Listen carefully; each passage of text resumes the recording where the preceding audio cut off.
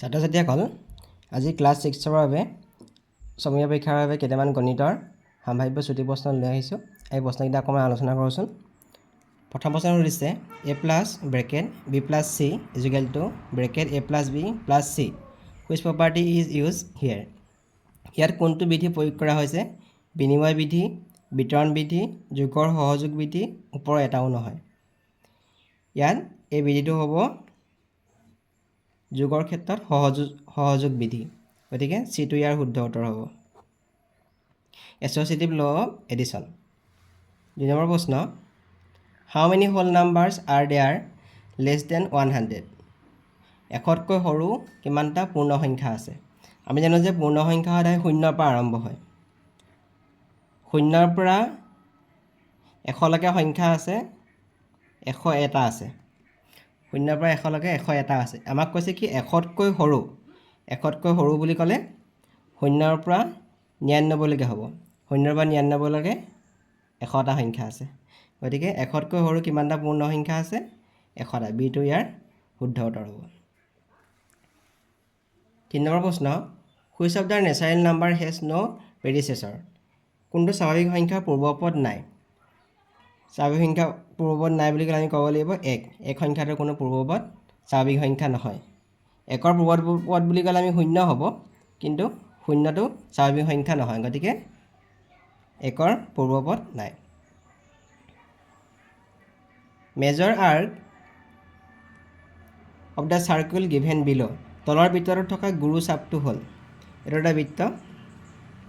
ইয়াত APX এটা চাপ, APX এইটো এটা চাপ, আৰু এটা চাপ হৈছে ইয়াত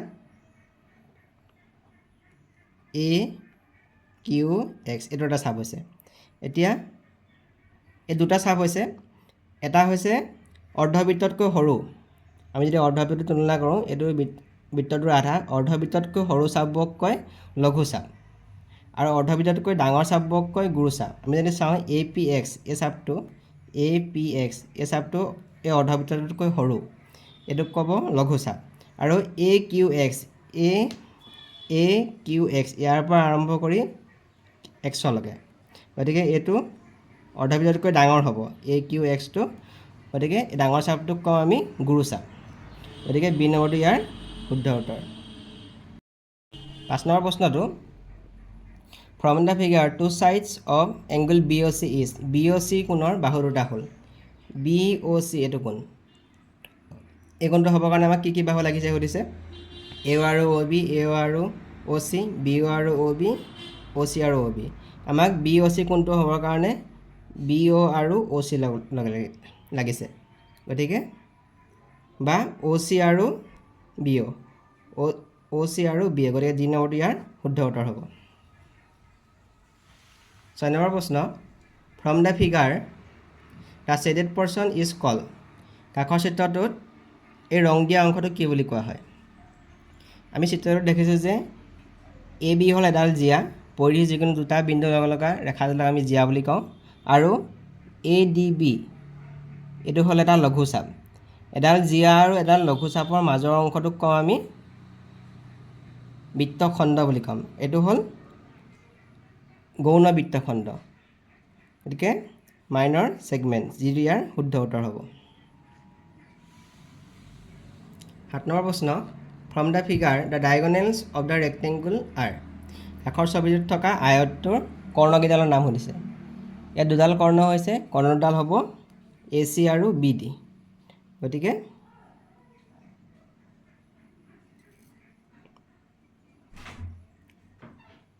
বিটো ইয়াৰ শুদ্ধ উত্তৰ হ'ব, AC আৰু BD। Question 8, which of the following is a concave polygon. তলৰ কোনটো এটা অৱতল বহুভুজ? আমি যদি AB আৰু D এই ছবিকেইটা চাওঁ, এই বহুভুজকেইটাৰ ওপৰত থকা যিকোনো দুটা বিন্দু, যেনিবা আমি এই বহুভুজটোৰ ওপৰত P আৰু Q দুটা বিন্দু আছে। এই PQ বিন্দু দুটা আমি যদি লগ লগাওঁ, এডাল যদি ৰেখা আঁকোঁ, এই ৰেখাডাল এই বহুভুজটোৰ ভিতৰতে থাকিব। তেতিয়াহ'লে আমি ইয়াক ক'ম, বহুভুজটো যদি ভিতৰতে থাকে আমি এইটোক ক'ম উত্তল বহুভুজ।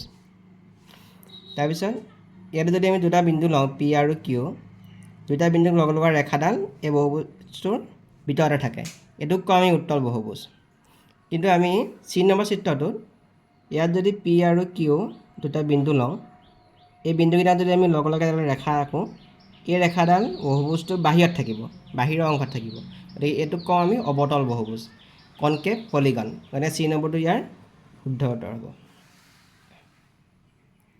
তলৰ কোনটো এটা বন্ধ বক্ৰ আমি যদি ছবিকেইটা চাওঁ এই ছবিটো এইটো এটা খোলা বক্ৰ ডাব্লিউ আখৰটো এটা খোলা বক্ৰ চি নম্বৰ যদি ছবিটো চাওঁ এইটো এটা খোলা বক্ৰ আমি যদি ডি নম্বৰটো চাওঁ ইয়াৰ ভিতৰতো এটা বন্ধ এটা এটা বন্ধ বক্ৰৰ উদাহৰণ ডি নম্বৰটো এটা ক্লোজ কাৰ্ভ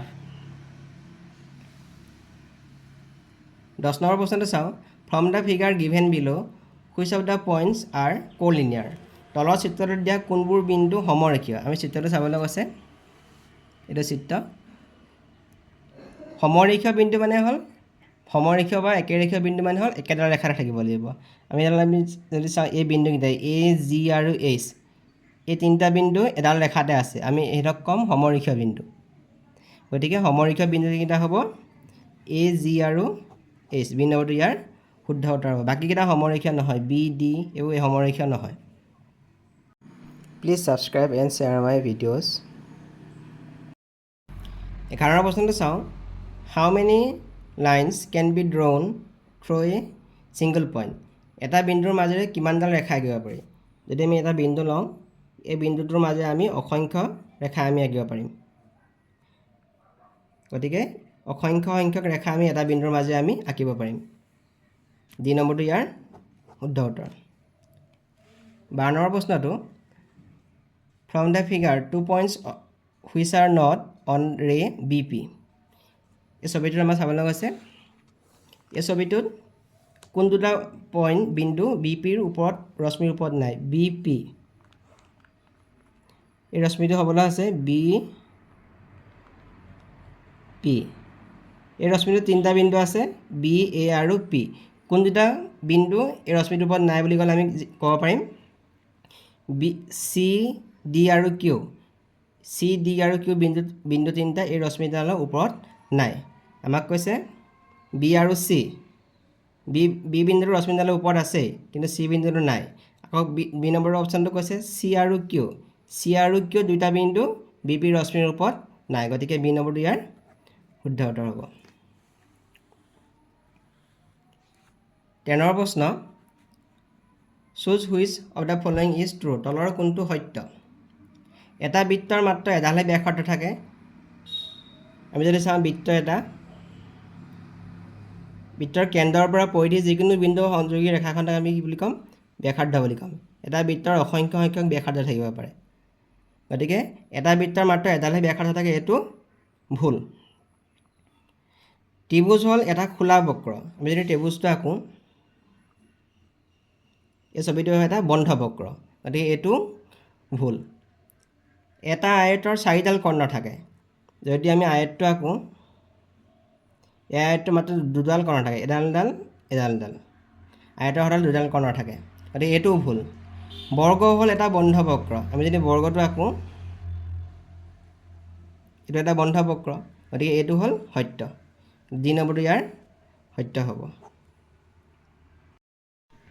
14 প্ৰশ্নটো in the figure O' A D B is কাষৰ চিত্ৰটোত অ' এ ডি আৰু বি এইটো কি হয় সুধিছে এ মাইনৰ ছেক্টৰ এটা গৌণ বৃত্তাংশ এ মেজৰ ছেগমেণ্ট এটা মুখ্য বৃত্তখণ্ড এ মেজৰ ছেক্টৰ মুখ্য বৃত্তাংশ নন অফ দি এবভ আমি ইয়াত দেখিছোঁ যে অ' এ আৰু অ' বি হ'ল দুডাল বৃত্তটোৰ ব্যাসাৰ্ধ আৰু এ ডি বি এইটো এটা হ'ল মুখ্য চাপ বা গুৰুচাপ এতিয়া এই ব্যাসাৰ্ধডাল আৰু মুখ্য চাপটোৱে উৎপন্ন কৰা অংশটোক আমি ক'ম মুখ্য বৃত্তাংশ এই মেজৰ ছেক্টৰ এইটোক ক'ম এই মেজৰ ছেক্টৰ বা মুখ্য বৃত্তাংশ মানে চি নম্বৰটো ইয়াৰ শুদ্ধ উত্তৰ হ'ব 15 প্ৰশ্নটো which of the following is a simple figure তলৰ কোনটো এটা সৰল চিত্ৰ বুলি ক'লে এটা বিন্দুৰ পৰা আৰম্ভ কৰি শেষৰ বিন্দু পোৱালৈকে মাজত কোনো কটাকটি কৰিব নালাগিব আমি যদি এইটো ছবি চাওঁ, এই ছবিটো এইটো বিন্দুৰ পৰা আৰম্ভ হৈছে, যদি আমি আকৌ এই মাজত কটাকটি কৰিছে, গতিকে এইটো সৰল চিত্ৰ নহয়। যেনেকৈ এই ছবিটো মাজত কটাকটি কৰিছে, এইটো সৰল চিত্ৰ নহয়।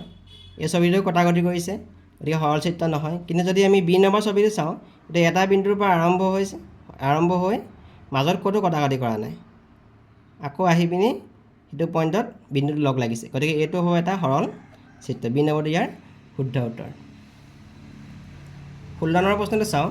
Which of the following is false? তলৰ কোনটো মিছা? এডাল ৰশ্মিৰ মূৰ বিন্দু এটা। ৰশ্মি এডাল হ'লে এটা বিন্দুৰ পৰা আৰম্ভ হৈ এই অসীমলৈকে গতি কৰিব পাৰে, গতিকে ইয়াৰ মূৰ বিন্দু এটা, এইটো হ'ল সত্য। এটা ত্ৰিভুজৰ শীৰ্ষবিন্দু তিনিটা একৰেখীয় নহয়।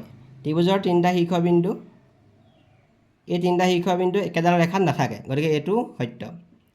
অৰ্ধবৃত্ততকৈ ডাঙৰ চাপবোৰ লঘু চাপ।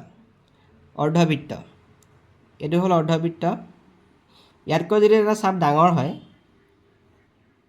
এটা যদি ডাঙৰ চাপ হয়, এইটোক কওঁ আমি গুৰু চাপ। আমাক কৈছে কি অৰ্ধবৃত্ততকৈ ডাঙৰ চাপবোৰ লঘু চাপ, এইটো হ'ল মিছা। গতিকে মিছা কোনটো হ'ব? চিটো।